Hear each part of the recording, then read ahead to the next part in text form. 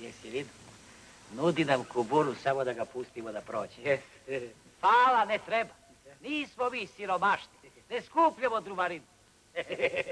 Ama prođi slobodno, ne ljutimo se vi.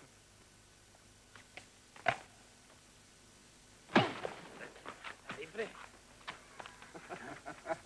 Si bre lud, što sudaraš bre? Daj bre! Krezo podleži, Krezo. Što miriš? Ja!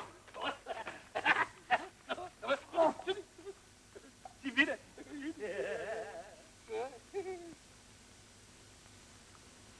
Ti ja pokažem kako se bije.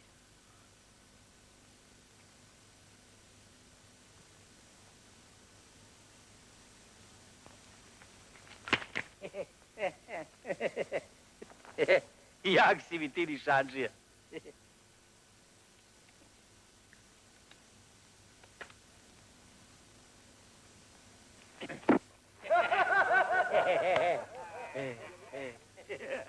Hoći još?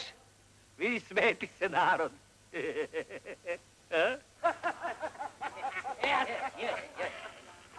Pa da Sibine, kaže njihov šerif da se... Koji ti je taj?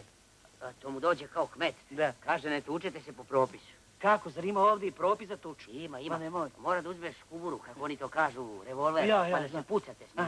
Pa ko pogine, taj izgubio. Kako pogine? Pa takav je običaj. Opet običaj. I to običaj da se pogine. Kaži ti njemu, ako je običaj, neka on dođe ovdje se porvemo ili bacamo kamen s ramena ili da vidimo ko će dalje da pljune. To je običaj. Ja da se teo poginem, ja bi ostao u Srbiji, ne bi potegao ovoliki put. Pa ne vredi, bata Sibin, on ima pravo da traži putnjavu. Ma nemoj. Krezo, brate, šta ćemo? Pa da bežimo, fino.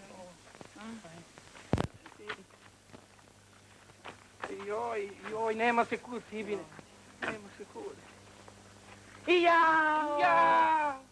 Jao, vidi ono. Vidite ono.